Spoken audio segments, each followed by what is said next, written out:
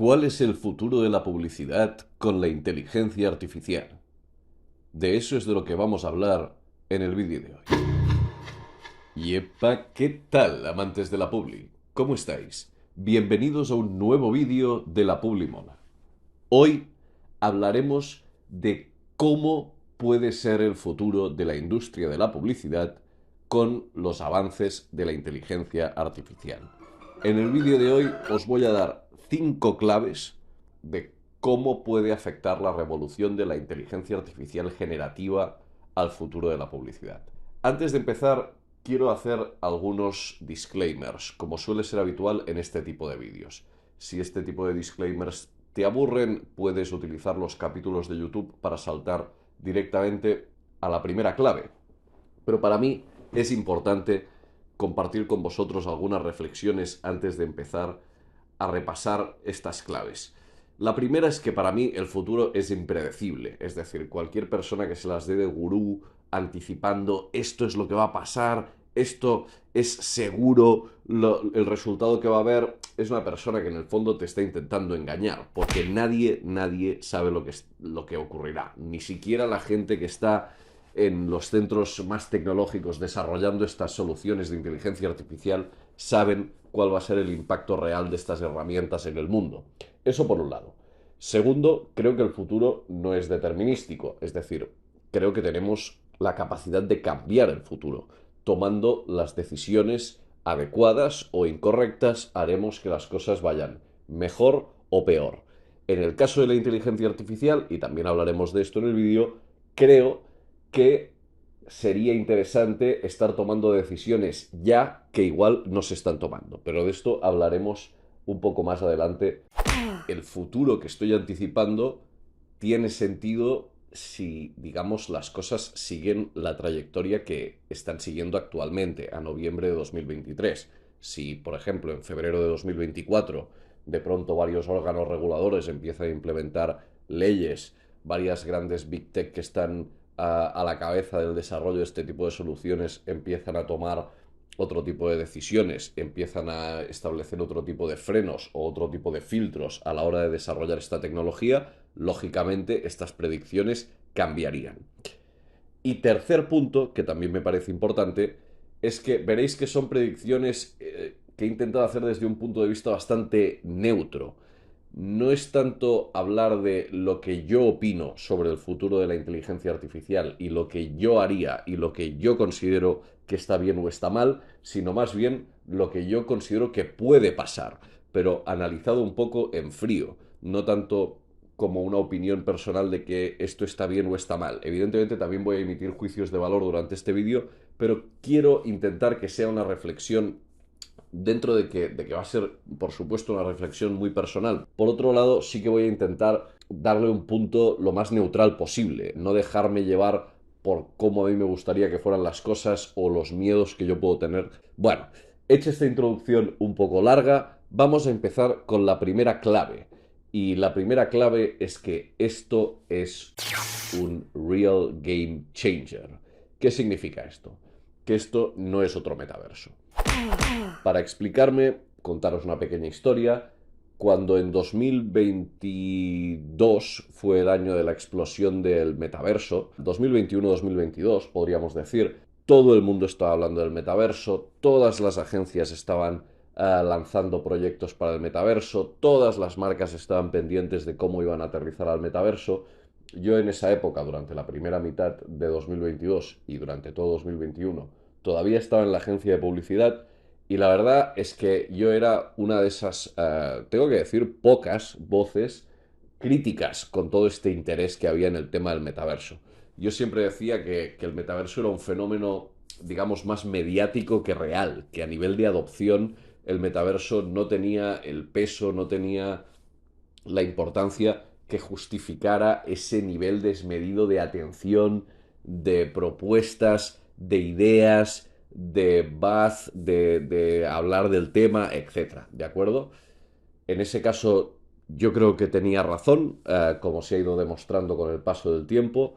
No lo digo por ponerme una medalla, sino lo digo porque creo que conviene analizar las cosas con cierto espíritu crítico y del mismo modo que veía mucha gente muy volcada con el tema del metaverso, esto ya está aquí, esto va a llegar, es la nueva gran revolución, tenemos que entrar, que no sea demasiado tarde y tal, veo gente que dice, no, pero es que esto de la inteligencia artificial generativa se habla mucho, pero al final puede ser otro metaverso. No, no, es que esto no es así, ¿vale? ¿Por qué esto no es así? Dos motivos. Primero, el metaverso tiene mucha fricción de adopción, lo cual hace que la curva de adopción sea muy lenta. De entrada, la adopción del metaverso pasa por una barrera tecnológica y económica muy grande, que son las Oculus, ¿vale? Tienes que tener unas gafas de realidad inmersiva. No tanta gente tiene estas gafas, valen mucho dinero, un condicionante que hace que la adopción vaya a ser probablemente mucho más lenta. La inteligencia artificial generativa no tiene ningún tipo de fricción. Entras y ya estás allí. No, entras desde tu ordenador, desde tu navegador, desde tu móvil y ya lo puedes estar utilizando. De hecho, como podéis ver en este gráfico, la aplicación de ChatGPT, que como sabéis es la aplicación de inteligencia artificial generativa de OpenAI, que es la más conocida del mundo, ¿vale? Que ha sido adquirida por Microsoft y tal. Este gráfico que veis es el número de meses que tardaron estas aplicaciones en llegar a los 100 millones de usuarios. TikTok, que era el fenómeno de crecimiento más increíble de la historia de Internet hasta la fecha, tardó 9 meses en adquirir los 100 millones de usuarios. Para que nos hagamos una idea, Instagram tardó 30 meses, como podéis ver aquí en el gráfico. TikTok tardó 9. ChatGPT tardó tan solo 2. 2 meses tardó ChatGPT en tener 100 millones de usuarios activos. Estamos hablando de una adopción masiva, a escala, completamente global, en todos los mercados. Y para mí eso es lo principal que lo diferencia del metaverso. La escala con la que ha crecido, la facilidad con la que se ha empezado a utilizar, con la que se ha adoptado. Y esto viene precisamente de que no solo no tiene este tipo de barrera económica y tecnológica, que es el tener unas gafas de visión inmersiva, sino que la interfaz y la forma de interactuar con esta tecnología es mucho más fácil y es mucho más cómoda que el tema del metaverso porque es mucho más parecido a lo que estamos acostumbrados a usar. Estamos acostumbrados a usar la caja de búsquedas de Google y esto tiene un funcionamiento muy parecido. Simplemente tiras preguntas, tiras peticiones, tiras requests a la caja de la inteligencia artificial y esta te devuelve contenido, te devuelve respuestas, te devuelve soluciones, te devuelve lo que sea, pero es igual que la página de Google te devuelve resultados. Un funcionamiento con el que la gente está mucho más familiarizado.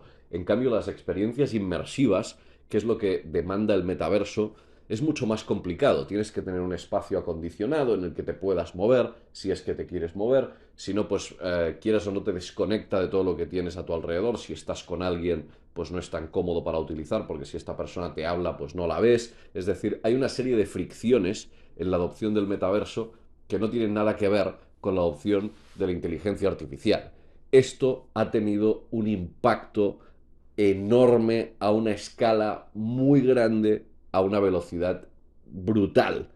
Con lo cual, para toda esta gente que dice, bueno, pero es que la inteligencia artificial puede ser otro metaverso, puede ser otro metaverso. No, no, esto no es otro metaverso. Esto es una realidad ya, hoy, que está batiendo récords de adopción y que tiene una escala absolutamente global y que no tiene fricciones de entrada, que es lo que me parece lo más importante. Bien, primera clave, Real Game Changer, esto no es otro metaverso. Vamos a pasar a la segunda clave, que evidentemente está relacionada con la primera, todas están relacionadas entre ellas, y esta es el riesgo de massive job loss, el riesgo de una pérdida masiva de empleos. Una amenaza que, desde mi punto de vista, es real e inmediata.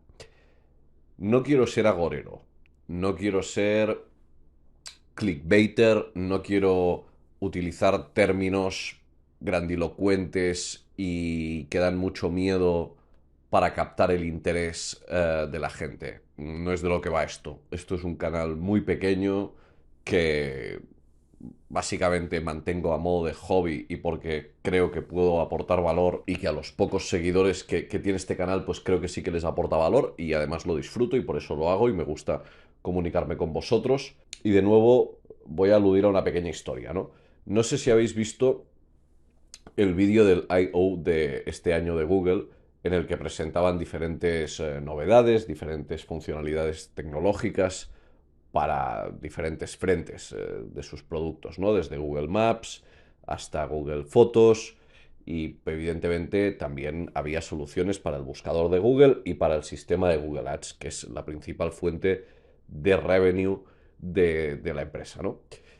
Y bueno, hay en el editor de anuncios de Google, ¿no? Hay diferentes demostraciones y hay una en la que el generador de imágenes hecho con inteligencia artificial, sobra decir que evidentemente todas las novedades estaban apoyadas y, digamos, tenían como eje central el desarrollo de soluciones de inteligencia artificial, muchas de ellas además relacionadas con la inteligencia artificial generativa, que no olvidemos es esta que está diseñada para producir contenido, para generar contenido, sea del tipo que sea, vídeos, imágenes, textos, audio, lo que sea. Y bueno, había una demostración del el generador de imágenes, ¿no? En que decía, hazme una imagen con un planeta. Y en realidad era un typo, ¿no? Era, hazme una imagen con una planta. Y entonces sale como el generador de imágenes, pum, pum, empieza a generar imágenes, un gato con una planta así, un gato con una planta así, diferentes versiones, la vas editando, vas seleccionando las que más te interesan y tal. Y yo lo primero que pensé es, ostras, ¿cuánta gente en la agencia hacía este trabajo? No te hablo de hace 10 años, te hablo de cuando yo me fui a principios de 2022, es decir, hace un año no hace ni siquiera un año y medio. ¿Cuánta gente hacía este trabajo? Había mucha gente que se dedicaba, pues igual había entre 6 y 10 personas que se dedicaban a hacer trabajo de edición de imágenes, preparar las imágenes para, pues por ejemplo, los folletos, para redes sociales, para los banners de campañas de display, para las imágenes, las cabeceras y demás de las newsletters, de las páginas web, de los intranets, de 1000 soportes de comunicación que las marcas grandes para las que trabajábamos necesitan y necesitaban, de momento espero que todavía necesiten, un trabajo de fotógrafos, de edición de imágenes, de composición de imágenes, bueno, un trabajo, digamos, en el que no se primaba tanto la creatividad, ¿no? El buscar soluciones disruptivas y sorprendentes, sino el generar una serie de assets que eran importantes y son importantes. Y cuando vi ese vídeo y vi la comodidad y vi la facilidad y vi la inmediatez, ostras, pensé, ¿cuánto falta para que el trabajo que antes hacían 10 personas editando, haciendo fotos, haciendo composiciones, lo que os he dicho, ¿no? Cambiando un fondo, poniendo una tipografía por encima, tocando el brillo, tocando el contraste. ¿Cuánto falta para que esto lo haga una persona en masa? Oye, hazme estas fotos, brum, hazme estas otras, brum, hazme estas otras. Es que es una detrás de otra, una detrás de otra. Y esto es solo uno de los usos de una de las empresas que está desarrollando la inteligencia artificial. Os dejaré el vídeo en la descripción. No lo quiero poner para no tener problemas de copyright con el vídeo, pero os dejaré el vídeo para que veáis la facilidad. Y ahora pensad en toda la gente, si estáis en el sector de la publicidad lo sabréis, toda la gente que trabaja, pues eso, ¿no? Haciendo banners, haciendo imágenes para las cabeceras de la web, haciendo incluso los mock-ups de cómo se puede ver una web. Este tipo de inteligencias artificiales evidentemente pueden generar todo este tipo de recursos. Pero id más allá. Yo, por ejemplo, durante muchos años me dediqué al SEO. Y cuando hacía SEO, una de las cosas, una de las necesidades que tenía era de tener redactores, redactores que redactaran buen contenido, que escribieran artículos, que se pudieran posicionar. Esto se ha acabado. Es que ahora ChatGPT me escribirá, o es igual, BART, cualquier inteligencia artificial generativa. Me escribe los artículos rápido, a escala, sin errores, en varios idiomas, le puedo dar feedback y al momento lo aplica. En los vídeos en los que hemos visto si se podía sacar insights con BART y con ChatGPT, que son dos vídeos que ya tenéis subidos en el canal, los dos primeros capítulos, habréis visto como, bueno, sí que es verdad que el ejercicio de sacar insights puede ser un poco más complicado, ¿no? Porque estamos hablando de un tema muy profundo, pero que lo que es generar contenido, contenido por contenido, tú le das a un botón y el contenido aparece. Antes tenías que encontrar una redactora o un redactor, explicarle de qué iba el proyecto, explicarle la temática, darle tiempo para que pues, se pudiera formar un poco, permitirle que buscara información para escribir los artículos, que los escribiera, tú revisarlos desde un punto de vista, digamos, de corrección estilística, de tono, revisarlos desde un punto de vista SEO, todo esto se ha acabado. Ya hay canales en YouTube, y no voy a mencionar los nombres, pero probablemente pues los conocéis, ¿no? En los que ya hay gente que está haciendo webs en la que todo el contenido se hace con BART, se hace con ChatGPT, estas webs se posicionan en Google, y ¿por qué no? Si es que es contenido igual o mejor que el que puede hacer cualquier redactor. Así que, ¡boom!, ahí ya se va otro grupo enorme de profesionales que se quedan inmediatamente sin trabajo. Pensad todas las cosas que puede generar ya hoy la inteligencia artificial que hasta ahora se generaban por personas. Era su trabajo. Ese era exactamente su trabajo. Entonces, quiero añadir dos temas aquí antes de pasar al siguiente punto. Tema número uno. Es posible que algunos de vosotros estéis pensando, bueno, no, pero ¿realmente un periodista capaz de escribir un artículo para el New York Times, una columna de opinión para el Financial Times, que tenga su blog, que la gente le siga porque le interesa su opinión, eso no se puede sustituir hoy en día con la inteligencia artificial? Evidentemente, es cierto. Si estás pensando en los mejores redactores de blogs, los más creativos, los más seguidos, los que tienen una voz más especial, eso no es sustituible. Si estás pensando en los diseñadores más renombrados, los, pues eso, ¿no? Que tienen más personalidad, una capacidad de hacer diseños más creativos, más increíbles, los mejor pagados, o si estás pensando en la gente capaz de definir la identidad visual de las marcas, seguramente esto hoy no se puede sustituir por inteligencia artificial. Hoy. Pero es que no estamos hablando de eso. En la tercera clave sí que vamos a hablar de eso, pero es que no estamos hablando de los top de cada profesión. Estamos hablando de que en cada profesión es como una pirámide. Hay algunos muy buenos, muy bien pagados, muy seguidos, muy respetados que están arriba de la pirámide, y luego esta pirámide tiene, digamos, estratos, ¿no? Luego hay por debajo otros, y luego en la base de la pirámide hay mucha gente, que además en muchos casos es gente joven, que está empezando, que no ha tenido tiempo de desarrollar esa trayectoria profesional y que empieza haciendo este tipo de trabajos que tienen un poco menos de valor añadido y un poco más de sacar el curro. Sacar curro, ¿no? Oye, no es el sueño de ningún director de arte. Y si no sabes lo que es un director de arte, tenemos un vídeo en el canal de cómo funciona una agencia, te recomiendo de que lo mires. No es el sueño de ningún director de arte estar haciendo cabeceras para una web o estar haciendo imágenes, editando imágenes para una newsletter. No es el sueño de nadie, pero es la puerta de entrada de muchos directores de arte, porque las agencias ya tienen sus, entre comillas, estrellitas, sus profesionales top que llevan las grandes cuentas, que llevan los grandes proyectos, que en su día probablemente también fueron jóvenes y entraron haciendo curros, pues, gráficas no tan importantes, de banners, de lo que fuera, se fueron formando, fueron creciendo, fueron desarrollando su talento, fueron explotando, fueron ganando credibilidad y ahora son profesionales top. Pero es que toda esta gente que está empezando, les estamos robando ese trabajo más del día a día, más de, pues eso, ¿no? De producir assets, menos cualificado, menos cualitativo, pero que aún así era un trabajo, era parte del camino, era hacer la parte de la escuela. Yo empecé con 20 años redactando artículos para blogs también, porque en esa época era una forma de tener algún ingreso y era una forma de empezar a trabajar con empresas de internet, que era algo que me interesaba, era una forma de empezar a trabajar para una red de blogs, que era algo que me interesaba. Evidentemente no era mi sueño escribir artículos de viajes de 400 palabras como estuve haciendo, pero era una forma de aprender cómo funciona un blog, qué se le pide a un artículo, qué cosas funcionan, qué cosas no, y eso luego, con los años, pues fue una de las enseñanzas que yo pude incorporar a todo mi background, ¿no? De todas las oportunidades de hacer cosas que he tenido. De hecho, incluso mi primer trabajo como becario en la universidad fue haciendo clippings. Si no sabéis lo que es un clipping, en esa época todavía se revisaban mucho las revistas en papel.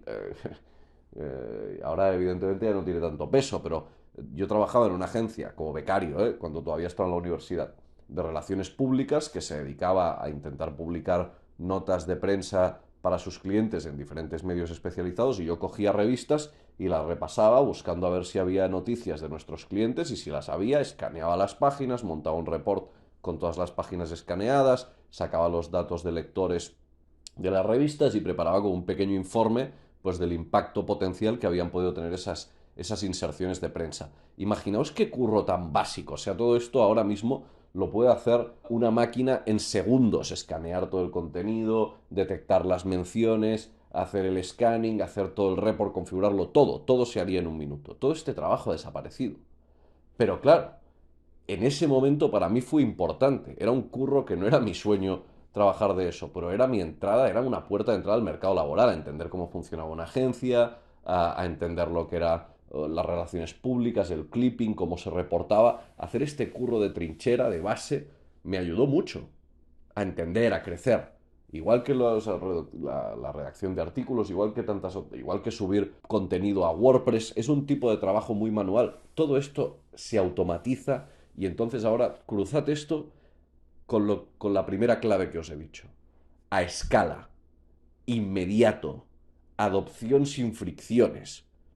¿Cuánto tardará toda esta gente que estaba haciendo este trabajo en quedarse sin trabajo? Entonces, me hace gracia porque a veces oigo hablar de profesionales del tema de la inteligencia artificial y dicen: no, pero no pasa nada, es que el tema de la pérdida de empleos no va a ser así, porque no va a ser, no es que simplemente van a desaparecer los empleos, van a aparecer muchos otros empleos por los que se pierden. Sí, sí, sí, yo no lo dudo. Yo no dudo que va a haber muchísimo trabajo de superingenieros que sean capaces de desarrollar y de sofisticar estos modelos de inteligencia artificial. Pero el tema es que a la gente a la que estamos dejando sin trabajo no son superingenieros. Es gente que entraba al mercado laboral, es gente que hacía trabajo menos cualificado, es gente que probablemente estaba aprendiendo, es gente que probablemente estaba empezando. ¿Qué va a hacer toda esta gente? ¿A qué se van a dedicar? Yo no digo que no vaya a haber otras cosas a las que se puedan dedicar, pero de entrada, esta es una amenaza real e inmediata, y creo que tenemos que tratarla como tal. Y volviendo un poco a lo que mencionaba al principio del vídeo, creo que no la estamos tomando suficientemente en serio desde un punto de vista legislativo y desde un punto de vista de proteger a la gente, de tener en cuenta que esta disrupción puede ser algo muy inmediato, y preparar las empresas, preparar las instituciones para que pueda formar a la gente, para que pueda ayudar a la gente a encontrar otros caminos. Así que bueno, clave de una naturaleza un poco más negativa, pero así es como lo veo. Clave número 2: pérdida masiva de empleos. Una amenaza real e inmediata. Ahora vamos a pasar a la clave número 3. La clave número 3 es que yo anticipo el nacimiento de una élite de profesionales con superpoderes. ¿Esto qué significa? De nuevo voy a empezar contándoos una pequeña historia. Allá por 2010, 2011, cuando no hacía mucho que yo había entrado en el mundo profesional, de hecho, decidí montar una empresa con un colega, un compañero que había conocido en la universidad, y montamos lo que pretendíamos que fuera una red de blogs para el mercado portugués. Conocíamos, digamos, cada uno trabajaba en temas de marketing digital, conocíamos un poco el mundillo, aunque éramos muy jóvenes y teníamos muy poca experiencia, y bueno, nos parecía que replicar un modelo que sabíamos que funcionaba en España en un mercado como el brasileño, con el conocimiento que teníamos, pues podía tener sentido, ¿no? Y montamos 3 blogs y empezamos a meterles contenido. Y bueno, la cosa con el tiempo no fue bien, porque además fue un proyecto que compaginábamos con nuestra vida laboral normal. no fue bien, ¿vale? Pero lo importante no es eso. Lo importante es que uno de los principales frenos que teníamos era el desarrollo de contenido. O sea, necesitábamos, claro, como era para el mercado brasileño, necesitábamos redactores no solo que supieran portugués, sino que fueran brasileños, para que la forma de escribir, palabras, la forma de construir las frases y tal, tuviera sentido, macheara con el lector intencional que teníamos, que era el del mercado brasileño. Bueno, y fue muy complicado en esa época, con los recursos que teníamos, encontrar redactores, entrevistarlos. Pensad que nosotros estábamos en Barcelona, con lo cual, pues si trabajábamos con gente que estaba en Brasil, pero los teníamos que entrevistar por email o por Skype, no podíamos hacer revisiones del contenido bien, porque a pesar de que pues hablábamos un poquito de portugués, no teníamos un nivel como para saber si estas personas escribían bien o escribían mal, o tenían gracia o no tenían gracia, o las palabras eran las adecuadas o no, etcétera, etcétera, etcétera. Es decir, toda la parte del desarrollo del contenido fue un problema. Tuvimos muchos redactores, llegamos a tener incluso una persona que coordinaba a los redactores y esta barrera idiomática, y mira que estamos hablando de portugués, que no es alemán o chino, que es un idioma completamente diferente. Al final, portugués puedes entender el sentido de las palabras, puedes entender un poco de qué van las cosas, ¿no? Si hablas castellano y catalán, como era nuestro caso, pero el tema del desarrollo del contenido, que era la base fundacional del proyecto, evidentemente fue muy difícil y fue uno de los problemas y fue una de las cosas que hizo que nos costara mucho crecer y nos fuéramos desenganchando un poco del tema, ¿no? Además de muchas otras que también guardan relación con lo que vamos a comentar ahora. Hoy en día no tendría sentido montar este proyecto, porque ya este tipo de proyectos seguramente no tienen mucho futuro, pero imaginaos que hubiéramos contado con ChatGPT en esa época. Imaginaos que hubiéramos podido hacer directamente un keyword research, quizás directamente a través de ChatGPT. Oye, dime cuáles son, teníamos un blog de empleo, ¿no? Dime cuáles son las temáticas más importantes en Brasil con temas de empleo, las nuevas leyes que han salido, etcétera, etcétera. Y luego nos pusiéramos a redactar contenido con ChatGPT. Hazme un artículo de esto, házmelo más largo, organízamelo así, organízamelo así, sabiendo que en un porcentaje muy elevado va a estar bien, va a ser buen contenido, legible, bien estructurado, sin faltas de ortografía, etcétera, etcétera, etcétera, ¿no? Y algunos de vosotros me podréis decir, bueno, pero no es un contenido que siempre vaya a acertar el sentido de lo que quieras decir, o el enfoque que le quieras dar, o el estilo que le quieras dar. No, es verdad. Pero es que un redactor tampoco. Es decir, cuesta mucho encontrar redactores que realmente tengan una forma de escribir, tengan un approach al contenido que encaje con lo que tú querías para un proyecto. Y esto no pasa solo para redactar en temas de blogs o de páginas web, sino que pasa para cualquier tema. Es decir, tú tienes un director creativo y su equipo, ¿no? Ahora ya centrándonos en el mundo de la agencia creativa, pues en su equipo hay diferentes copies y habrá copies que pillan bien el estilo de las campañas o el estilo de la marca que él les quiere dar y en cambio hay otros copies que no. Entonces, el hecho de que la inteligencia artificial no sea perfecta no significa que no pueda seguir siendo mejor que la mayoría de humanos. Entonces, en el momento en que ya igualamos esa parte cualitativa, la parte de la escala, la parte de la rapidez, la parte de la flexibilidad, la parte de todo, ¿no? De la versatilidad, ya no tiene nada que ver. La inteligencia artificial excede nuestras capacidades para la creación del contenido, como mínimo las capacidades de un equipo humano promedio, digamos, muy ampliamente, las supera muy ampliamente. Entonces, esto, que como hemos dicho, va a tener un reverso negativo en forma de pérdida de empleos, con casi total seguridad, también es verdad que puede llegar a dotar a algunos profesionales de unas capacidades increíbles.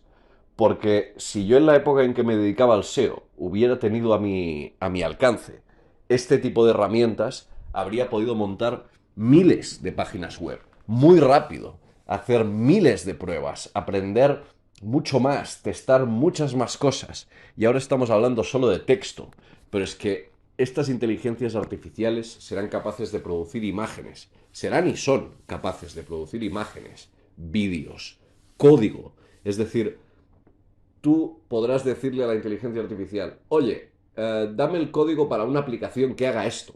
y lo va a vomitar allí. Entonces puede crearse esta élite de profesionales, de gente que son muy buenos en algunos ámbitos. Y estoy pensando, por ejemplo, ahora ya sí que me voy a centrar específicamente en la agencia creativa, estoy pensando en directores creativos, copies, planners, gente que es muy buena en un ámbito, que todavía no puede ser, digamos, sustituido por la máquina, ¿no? El ámbito de la creatividad más pura, de tener una idea brutal para una campaña, de tener una idea brutal para organizar la arquitectura de comunicación de una marca.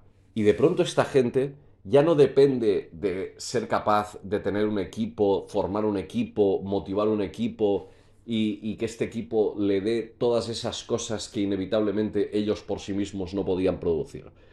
De nuevo, poniendo un ejemplo, si hace 5 años un director creativo me decía, mira, quiero montar un microsite en el que la gente pueda subir este tipo de contenido y entonces pueda haber como una votación, entonces este contenido lo convirtamos en unas imágenes que automáticamente tal.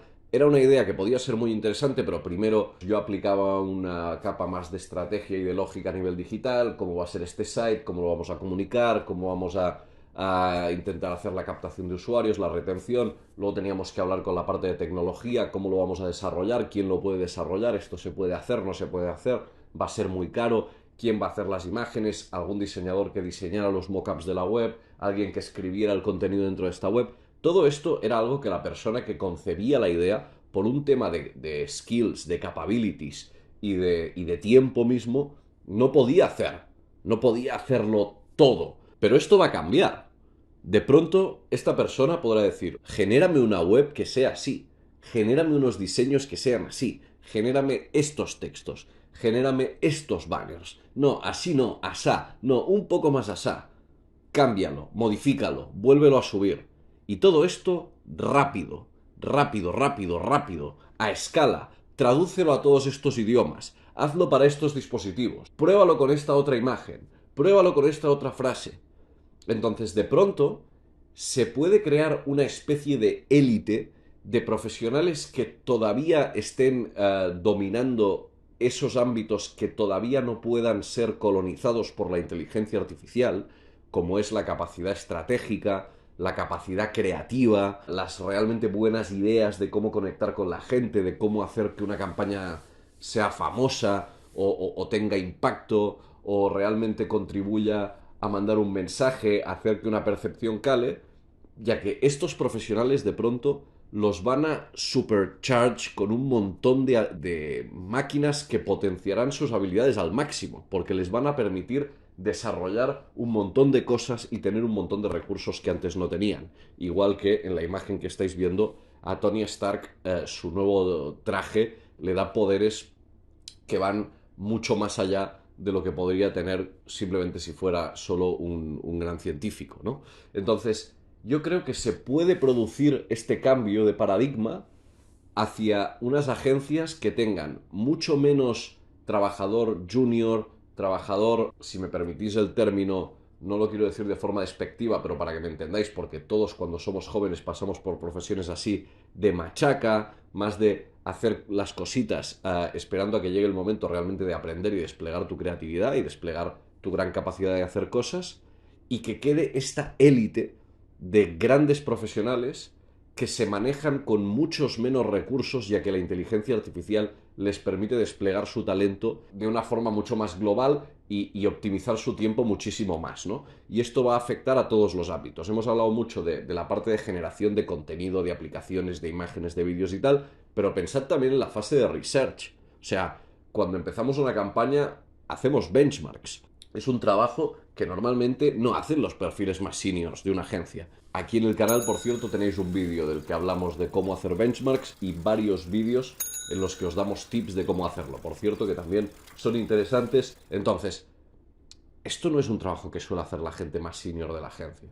Pero hemos visto en este canal, como en los vídeos de Bart y de ChatGPT, tú le decías, oye, sácame campañas que hablen de tal y pum, te las sacaba. Es decir, incluso en el proceso en que estos profesionales están iniciando su aproximación a un reto, ¿no? O a un proyecto, en el que se tienen que documentar, tienen que investigar, tienen que ver benchmarks, tienen que hablar con el equipo a ver qué cosas han encontrado y tal. Estas herramientas también pueden acelerar todo eso. También los pueden dotar de muchísimo más poder.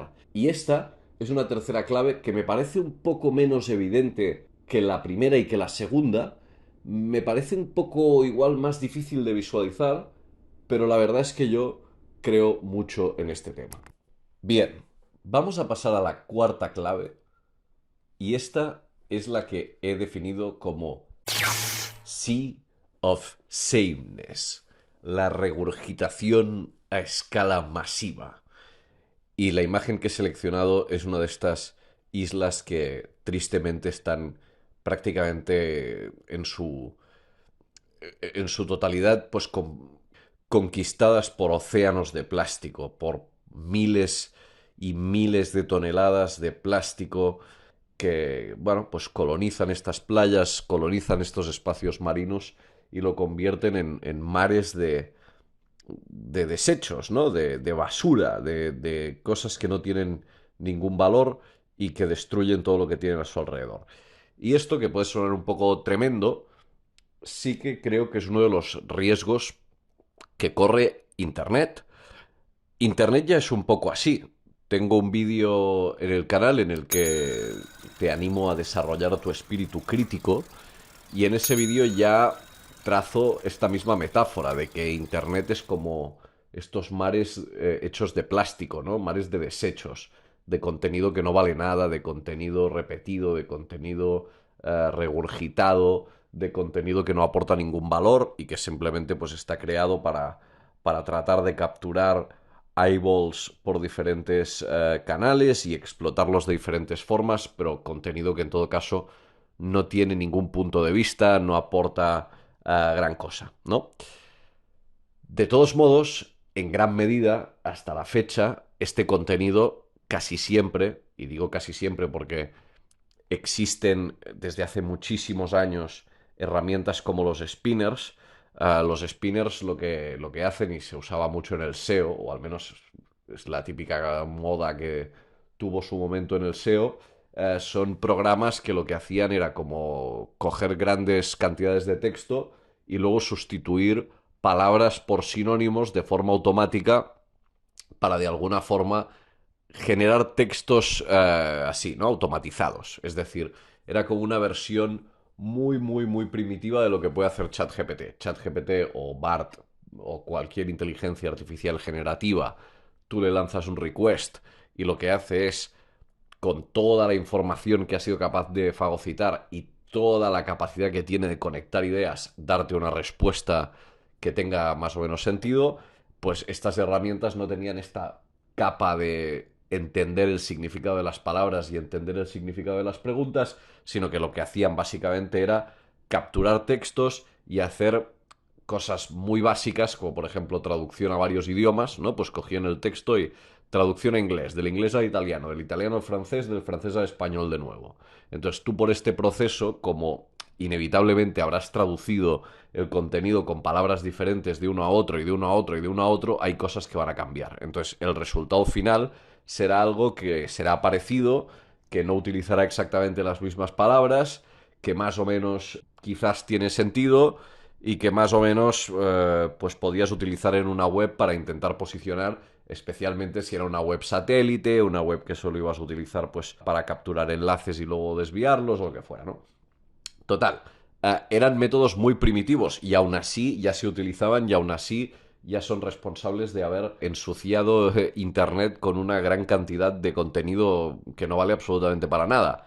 No solo eso, sino contenido hecho por redactores a los que les pagan 4 duros, contenido hecho por gente que, bueno, pues le gusta hacer contenido pero que tampoco aporta gran cosa, y aquí podemos entrar todos, ¿eh? Tú puedes considerar que este canal es una molécula más de plástico en el océano de YouTube, si te parece que el contenido que hay aquí no aporta valor. Pero bueno, a lo que íbamos es que en gran medida, o en la mayor medida, al menos este contenido había sido generado por humanos, que aunque no aportaran mucho valor, pues quieras o no, hay un cerebro humano detrás. Eso por un lado.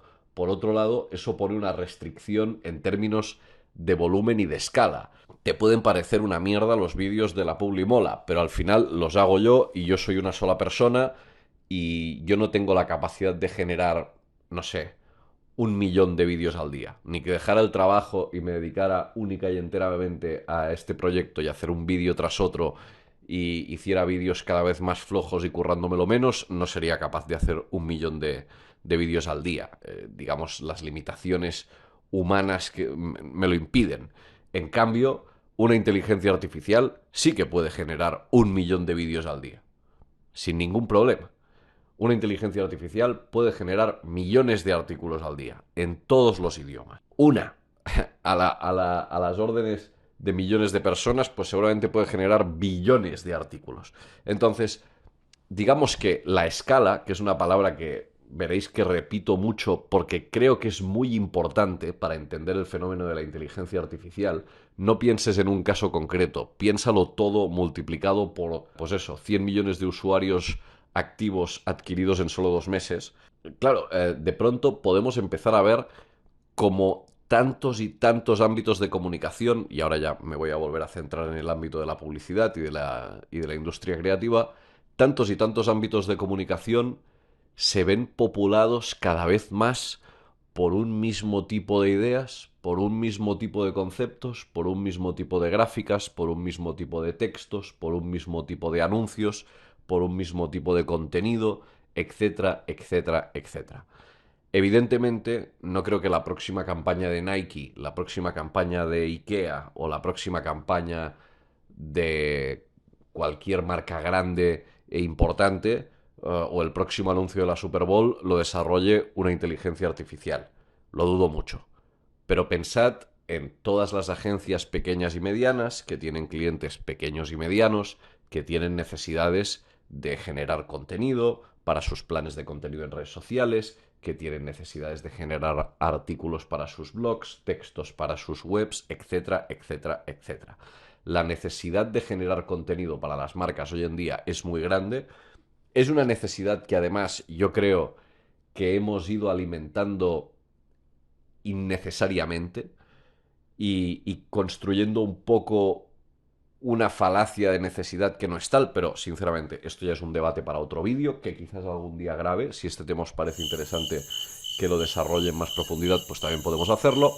Me lo dejas en comentarios. En todo caso, corremos el riesgo de cada vez más ir apoyándonos en estas tecnologías, lo cual es lógico, porque es que es muy cómodo, es muy fácil y es muy útil. Pero esto lo que va a dar es un proceso de regurgitación a escala masiva para todo tipo de sectores e industrias que puede acabar haciendo del contenido y de las piezas publicitarias algo realmente muy, muy, muy industrializado y aburrido. Ya hemos hablado antes de todos estos perfiles juniors de agencias que muchas veces se dedican a hacer precisamente este tipo de trabajos, un plan de contenidos, una adaptación de una campaña a toda la parte de banners, de cabeceras para la web, etcétera. En el momento en que todo esto esté generado por inteligencias artificiales generativas, lógicamente es muy probable que todavía se vuelva más parecido, más idéntico, más mediocre y menos creativo, si es que eso ya significa algo. Bueno, creo que es un concepto bastante fácil de entender. No sé si nos damos cuenta del nivel de implementación que esto puede alcanzar. Es decir, de nuevo, pensad en todo el contenido que generan las marcas hoy en día para sus canales de redes sociales, para sus canales web, para sus aplicaciones, etcétera, etcétera. Cuando todo esto, o un porcentaje cada vez más grande de esto, empiece a ser desarrollado por tecnologías de inteligencia artificial, podemos realmente vivir envueltos de un mundo de contenido todavía más gris y mediocre del que ya nos rodea.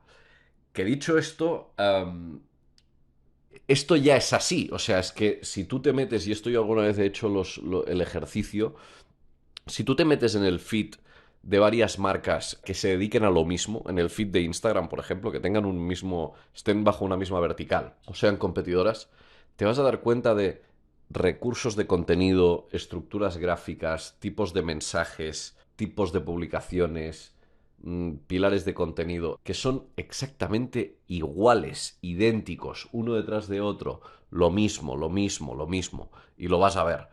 Pero, insisto, no es lo mismo copiar a escala humana que copiar cuando ya las copias las podemos programar a que se produzcan por millones de forma automatizada. Vamos a ver qué océano nos deja esto, si es un océano azul y brillante o es un océano de plástico asqueroso.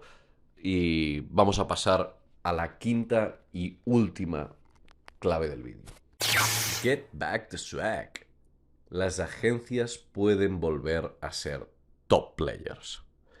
Esto no necesariamente creo que va a pasar. Ahora exploraremos por qué.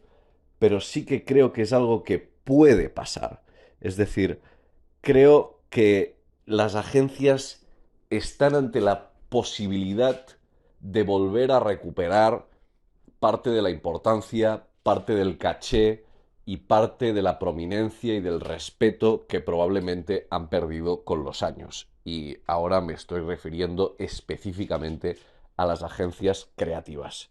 Vamos a ver, para entender esto, para los que seáis muy jóvenes o no tengáis tanta experiencia o tanta información en el mundo de la publicidad tradicional y específicamente en la historia de las agencias creativas, que sepáis que hace años, hace incluso décadas, las agencias creativas eran entidades mucho más potentes y poderosas que ahora. No me refiero al número de empleados, no me refiero a la facturación, porque ha cambiado mucho el rol de la agencia creativa, que ha ido cambiando, lógicamente, con la sociedad y sobre todo con los medios de comunicación y con los medios en los que puedes hacer publicidad.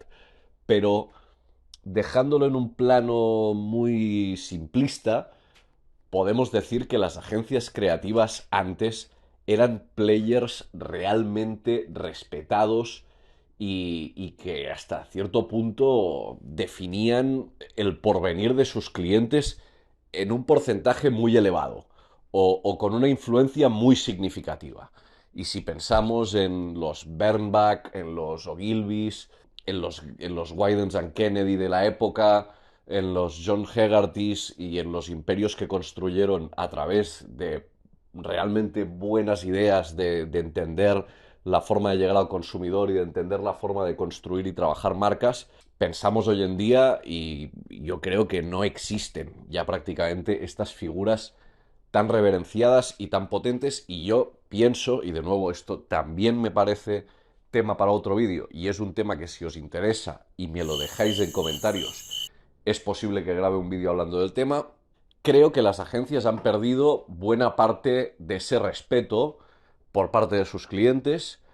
Creo que las agencias han sido presas de una comoditización de sus servicios. Creo que ha habido muchas fuerzas de mucho tipo, macroeconómicas, y de los cambios que ha habido en los medios de comunicación y en la forma en la que se consumen, sobre todo los anuncios y la publicidad, que han afectado y que quizás las agencias no han sabido lidiar con eso. Pero, dicho todo esto, creo que la explosión de las inteligencias artificiales generativas les puede volver a dar la oportunidad a las agencias de convertirse en un player top dentro del ecosistema de players del advertising y de la publicidad en general, ¿no?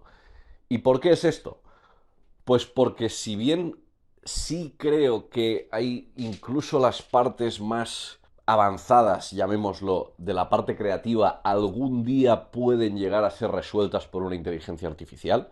O sea, me creo que llegue un día que una inteligencia artificial sea capaz de parir un spot que te ponga los pelos de punta, igual que me creo que un día una inteligencia artificial sea capaz de componer una música que te parezca emocionante, o de pintar un cuadro que te llame la atención y te emocione, o de escribir un poema que te emocione.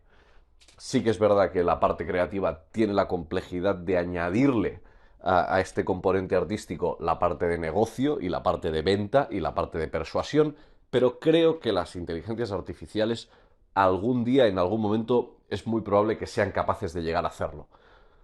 Lo que pasa es que lo que está claro es que eso está mucho más lejos que cosas tan básicas como producir contenido, generar imágenes, editar vídeos, incluso hacer toda la parte de la planificación de medios. Durante muchos años las agencias de medios han tenido, yo creo, esto es mi opinión personal, mucho más poder que las agencias creativas porque eran las que, digamos, controlaban el flujo del dinero y del retorno que proporcionaba esa inversión en los diferentes canales. Y cuando tú controlas cómo fluctúa la inversión, tú estás mucho más cerca de la parte de negocio que siempre es la parte decisora, ¿no? En estos contextos. En cambio, bueno, creo que las agencias creativas se han ido quedando más en este ámbito de, pues eso, ¿no? Intentar rellenar algunos huecos, en algunos casos, como por ejemplo en toda la parte del contenido, ¿no? Ah, pues nada, vamos a llevar las redes sociales de esta marca, ¿no? Y les vamos a hacer posts para que los cuelguen cada día, aunque luego pues igual no tengan dinero para promocionarlos, ¿no? Pero es igual, para que tengan algo que decir. Eso no es una posición muy estratégica. Lo he simplificado, ¿eh? Evidentemente, grabar la campaña de televisión de una supermarca sí que es un trabajo muy estratégico.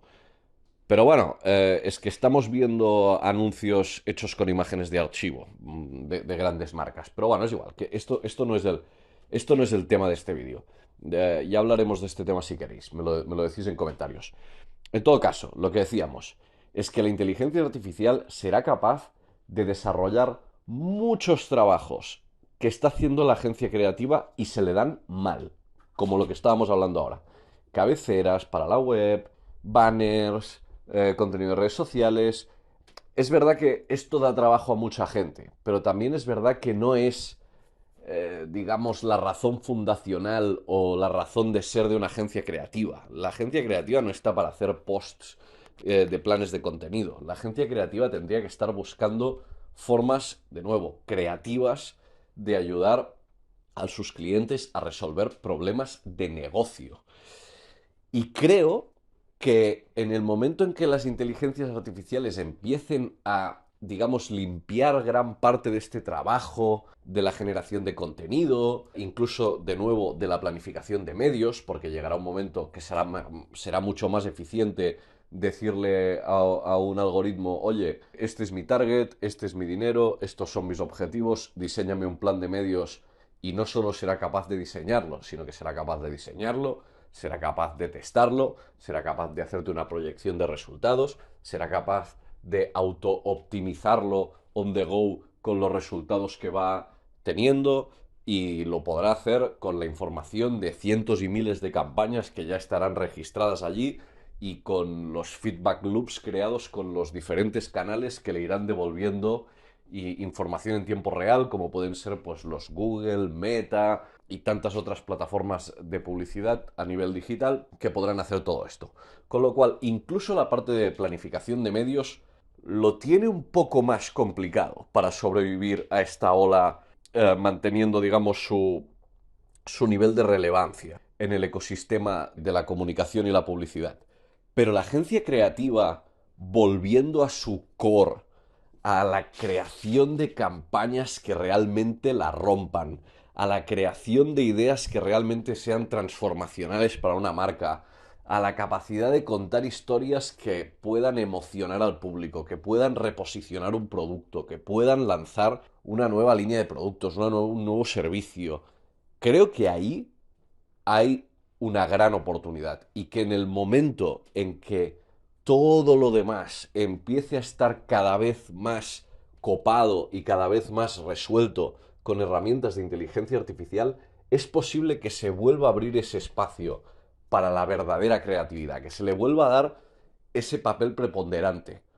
Hey, ya hacemos 300 posts al día para redes sociales con ChatGPT o con BART. Oye, ahora necesito un 30 segundos para la tele que te ponga los pelos de punta. Y esto sí que BART todavía no me lo puede dar.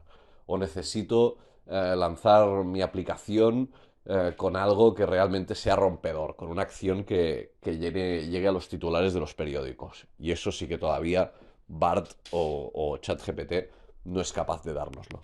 Entonces, creo que ahí, si las agencias creativas son inteligentes, y saben adaptarse a lo que van a ser probablemente las nuevas necesidades que se van a generar a través de esta, repito e insisto, muy disruptiva explosión de este tipo de tecnología, creo que ahí sí que hay un espacio para que vuelvan a recuperar una posición muy preponderante en el ecosistema de la comunicación y de la publicidad. Muy bien, pues hasta aquí el vídeo de hoy. La verdad es que ha sido un vídeo intenso. He intentado vaciarme para daros con la máxima honestidad y tratando de explicarme de la forma más clara posible, pero también a la vez tratando de ser muy neutro con las cosas que digo y tratando de no emitir tanto juicios de valor, sino reflexiones que están fundamentadas.